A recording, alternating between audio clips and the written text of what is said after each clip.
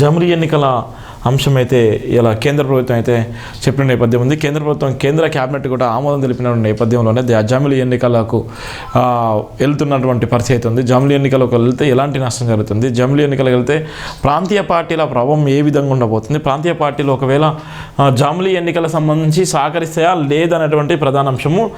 జమిలీ ఎన్నికలు దేశానికి ప్రమాదం అనేటువంటి ప్రధాన వార్త. ఎన్నికల నియమావళికి ఉద్యోగ సిబ్బంది ప్రధాన కొరత, రాష్ట్రాల అస్తిత్వం స్థిరత్వం కోల్పోతున్నాయా, భారతదేశ ఉనికికి దెబ్బతింటుంది. ఒకే దేశం ఒకే ఎన్నిక సాధ్యమయ్యే పనైనా జమిలీ ఎన్నికల నియమావళి ప్రయోజనాలు ముందస్తుగా ప్రకటించండి. ప్రపంచ దేశాలు బ్యాలెట్ ఎన్నికలు అవలంబిస్తున్నాయి. అతిపెద్ద భారతదేశం ఈవీ ఎన్నికలకు ప్రదర్శిస్తున్నాయి. 2 కోట్ల ఉద్యోగులు ఏడబాయే, ఢిల్లీ క్యాప్చర్ కోసం తెగదిప్పల పడుతున్న కేంద్ర ప్రభుత్వం. జమిలీ ఎన్నికల నిర్వహణ అర్ధరాహిత్యమా, ఆలోచనాయుక్తమా, అప్రస్వామికంగా రాష్ట్రాలను కులదోయడం రాజకీయమేనా, రాష్ట్రాలపై కేంద్రం దండయాత్ర కొనసాగించినట్లుగా ఉంది. ప్రమాదంలో భారతదేశం. ఇక్కడ ఉన్నటువంటి జమిలీ ఎన్నికలకు సంబంధించి ఒకవేళ తీసుకున్నట్టయితే ప్రమాదంలోనే భారతదేశం ఎన్నికలు ఉన్నటువంటి నేపథ్యం ఉంటుంది. ఈ ప్రమాదంలో ఉన్నటువంటి పరిస్థితి ఎట్లుంటుందంటే ఇవాళ ఉన్నటువంటి సిబ్బంది కొరత ఉంటుంది. ఒకే దేశం ఒకే ఎన్నిక తీసుకున్నట్టయితే సిబ్బంది కొరత చాలా స్పష్టంగా కనబడేటువంటి నేపథ్యం. ఒక రాష్ట్రం నుంచే ఇంకో రాష్ట్రం రావాలన్నా కూడా ఇబ్బంది ఉండేటువంటి నేపథ్యం. ఎవరైతే ఇప్పుడు సెలబ్రిటీలు ఉన్నారో, ఎవరైతే జాతీయ నాయకులు ఉన్నారో ఆ జాతీయ నాయకులు ఒకవేళ ప్రచారం చేయడానికి వస్తే అక్కడ ఆయన ప్రచారం చేసుకుంటూ ఇక్కడ ఉన్నటువంటి ఎవరైతే ఉన్నారో ఆ కార్యకర్తల కోసం, ఆ కార్యకర్తల పార్టీకి సంబంధించినటువంటి నాయకుల కోసము ఆయన వివిధ రాష్ట్రాలకు సంబంధించినటువంటి నాయకుల కోసం ఆయన ప్రచారం చేయాల్సిన అవసరం ఉంటుంది. అందువల్ల అక్కడ నష్టం జరుగుతుంది, ఇక్కడ నష్టం జరుగుతుంది. అలానే సిబ్బంది కొరత కూడా అదే తరహాల సిబ్బంది కొరత ఉంటుంది.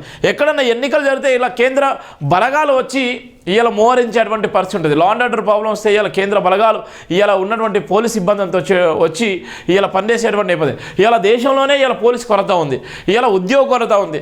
ఇవన్నీ సాధ్యమేనంటే ఇవన్నీ కూడా చాలా ఇబ్బంది ఉండేటువంటి నేపథ్యం ఉంటుంది.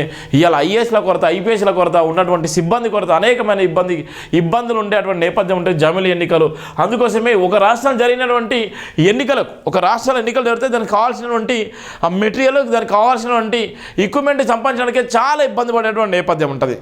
అక్కడ ఉన్నటువంటి నేపథ్యంలోనే అనేకమైనటువంటి మళ్ళీ సంఘటనలు జరుగుతాయి, భయంకరమైనటువంటి సంఘటన. ఆ సంఘటన దృష్టిలో పెట్టుకొని ఒకే దేశం ఒకే ఎన్నికలు అంటే సుమారు 140 కోట్ల మంది ఉంటే, అనేక మంది 140 కోట్ల మంది ఉంటే సుమారుగా 10-15 కోట్ల మంది పనిచేయాల్సిన అవసరం కూడా ఉంది ఈ జనానికి అనేటువంటి ప్రధానం. అందుకనే జమిలీ ఎన్నికలు దేశానికి ప్రమాదం. జమిలీ అనేది ఇలా ఒక జమిలీ ఎన్నికలకు సంబంధించినటువంటి ప్రధాన వార్తం. భారత రాజ్యాంగాన్ని తన కంఠంలో ప్రాణం ఉండంగా ఇబ్బందికి కలగనివ్వమని ప్రమాణం చేసి దేశ ప్రధానమంత్రి లోపల నిర్వీర్యం చేస్తున్నట్లు మనోవేదన కలుగుతుందని డాక్టర్ వరిగెల శివ ఆందోళన వ్యక్తం చేస్తున్నారు. జమిలీ ఎన్నికల నియమావళి ప్రధాన లక్ష్యం ఒకే దేశం ఒకే ఎన్నిక ప్రవేశపెడితే దేశవ్యాప్తంగా ఉద్యోగుల కొరత, వాటిల్లే ప్రమాదం స్పష్టంగా కనిపిస్తుందన్నారు. 10 ఏళ్ల భారతదేశ పరిపాలనలో 2 కోట్ల ఉద్యోగులు నియమిస్తామని హామీ ఇచ్చి ఉద్యోగులు ఊసలేని కేంద్ర పరిపాలనలో ఎవరి కోసం ఈ ప్రణాళికలు సిద్ధపరుస్తున్నారో తెలియాలన్నారు. 150 కోట్ల భారత ప్రజలకు జమిలీ ఎన్నికలపై ఎక్కలేని అనుమానాలు కలవని వాటన్నిటికీ నివృత్తిపరిచే క్రమంలో భారత ప్రభుత్వం మేనిఫెస్టోలో ఉన్న అంశాలను నిర్వహించాల్సింది పోయి జమిలీ ఎన్నికల ప్రస్తావన ఎందుకు ముందుకు తీసుకొచ్చింది అన్నది ప్రధాన అంశంగా మారిపోయిందన్నారు. భారత రాజ్యాంగాన్ని నిర్మోహటంగా, రహస్యంగా, అంతర్గతంగా నిర్వీర్యం చేయాలనే దురుద్దేశంతో జమిలీ ప్రవేశపెడుతున్నట్టు భావించాల్సి వస్తుందన్నారు. రాష్ట్రాల అంగీకారం తెలపకుండా కేంద్ర ఇష్టానుసారంగా వివరించడం దేశ ప్రగతికి, దేశ పురోగతికి, దేశ ఔన్నత్యానికి, దేశ సంపాదనకు, దేశ ప్రమాణాలకు వాటన్నిటికన్నా మించి భారత రాజ్యాంగానికి ప్రమాదం సంభవించే ఆస్కారం ఉందన్నారు. ప్రస్తుతం 243 పార్లమెంట్ స్థానాల్లో గట్టెక్కిన బీజేపీ ప్రభుత్వం సమీప ప్రతిపక్షమైన కాంగ్రెస్ పార్టీ కూటమికి 232 పార్లమెంట్ సీట్లు ఉండగా బీహార్, ఆంధ్రప్రదేశ్ రాష్ట్రాల సంయుక్త సహకారంతో అధికారంలో గట్టెక్కడంతో దేశవ్యాప్తంగా ఎప్పుడు రాజకీయ ప్రమాదం, రాజకీయ సంక్షోభం సంభవిస్తుందో తెలియక అయోమయంలో జమిలీ ప్రస్థానం ముందుకు తీసుకొస్తే రాష్ట్ర ప్రభుత్వాలపై పట్టు పెంచుకొని ఎంపీలను ప్రభుత్వం హస్తగతం చేసుకోవడంలో పాటు రాష్ట్ర ప్రభుత్వాలను కులదేశారు బలమైన సంకేతం ప్రజలకు అర్థమయ్యేలా కనిపిస్తున్నారు. 2014 నుండి 2024 వరకు దేశంలో జరిగిన ఎన్నికల కాంగ్రెస్ కూటమి 11 రాష్ట్రాల అధికారం సాధించగా 8 రాష్ట్రాలను అప్రస్వామ్యబద్ధంగా కులదోపి బీజేపీ ప్రభుత్వం మధ్యస్థంగా అధికారం చేపట్టడం రాజ్యాంగానికి, సుప్రీంకోర్టు ధర్మాసనానికి పూర్తి విరుద్ధమన్నారు. ఢిల్లీ రాష్ట్రాన్ని చేజెక్కించుకోవడం కోసం ఏకంగా ముఖ్యమంత్రి జైలుకు పంపిన విషయాన్ని దేశ ప్రజలు క్షుణ్ణంగా పరిశీలించారన్నారు.